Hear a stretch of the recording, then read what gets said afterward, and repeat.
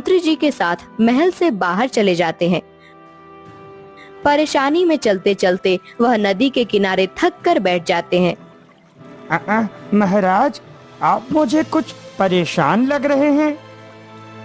मंत्री जी, जिसका कोई संतान न हो वो परेशान नहीं होगा तो क्या होगा भला? महाराज, आप परेशान मत हो। ईश्वर की कृपा से आपको जल्द ही संतान प्राप्त हो जाएगी। हाँ मंत्री जी, मैं उम्मीद करता हूँ कि आपकी ये बात जल्द ही सच साबित हो।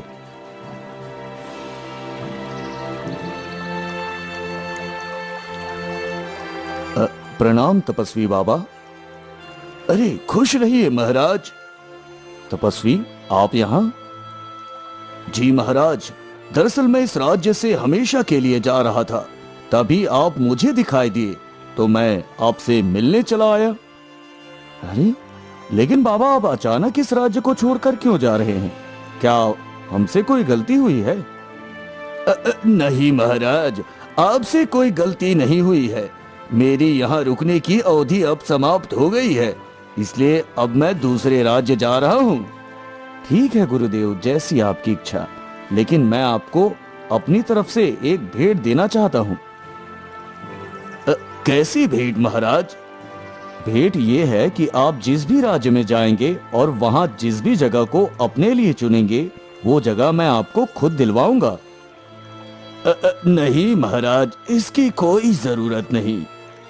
नहीं तपस्वी, आपको ये भेंट स्वीकार करनी ही होगी।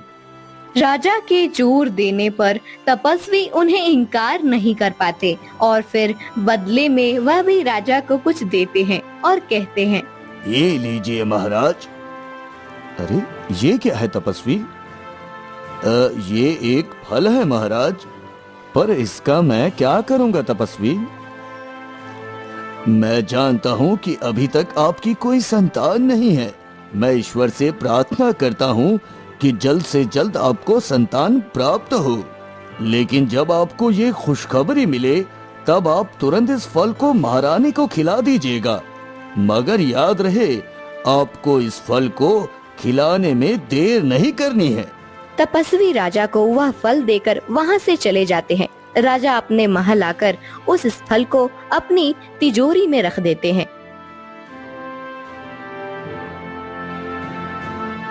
कुछ दिनों बाद राजा अपने दरबार में बैठे लोगों की समस्याओं का समाधान करने में व्यस्त थे। तभी वहाँ पर एक बूढ़ी औरत आती है। प्रणाम महाराज।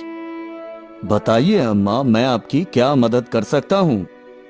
महाराज, आपने हमारे लिए बहुत कुछ किया है, अब हमारा फर्ज बनता है आपके लिए कुछ करने का। क्या मतलब है आपका अम्मा? महाराज, जैसा कि हम सब जानते हैं, आपकी कोई संतान नहीं है, लेकिन आपकी इस समस्या का एक हल है। कैसा हल? महाराज, काली पहाड़ी पर एक तपस्वी बाबा रहते हैं। वह अपनी तपस्या से लोगों को संतान प्राप्ति का सुख देते हैं। मुझे लगता है आपको उनके पास जाना चाहिए। ठीक है अम्मा, मैं अभी आपके साथ वहाँ चलता हूँ।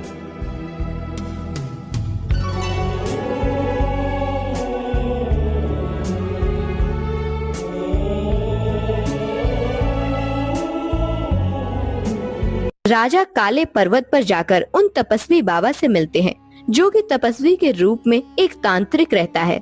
प्रणाम तपस्वी बाबा। कहो, किस लिए आए हो?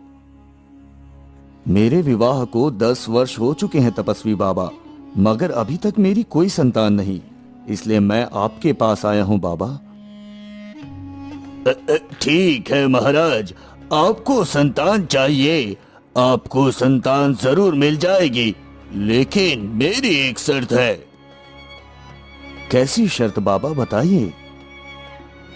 महाराज, आपकी जुड़वा संतानें होंगी, उनमें से अपनी एक संतान को आपको मुझे देना होगा।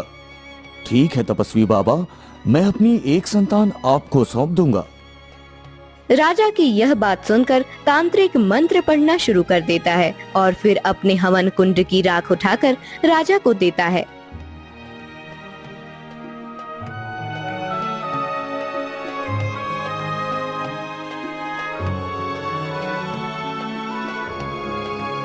राजा तांत्रिक की दी हुई राख लाकर रानी को खिला देते हैं।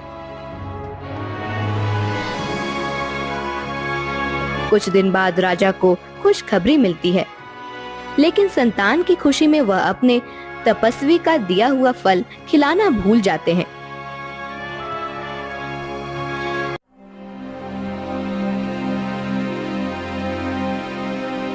मंत्री जी, आज मैं बहुत खुश हूँ।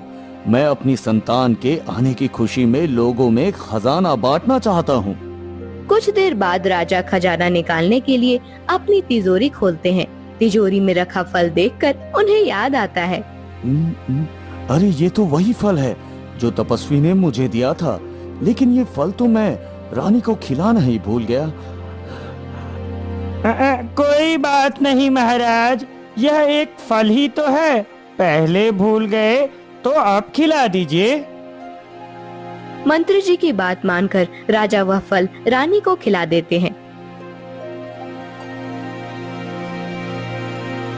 फिर कुछ समय बाद राजा के यहाँ 2 जुड़वा पुत्रों का जन्म होता है।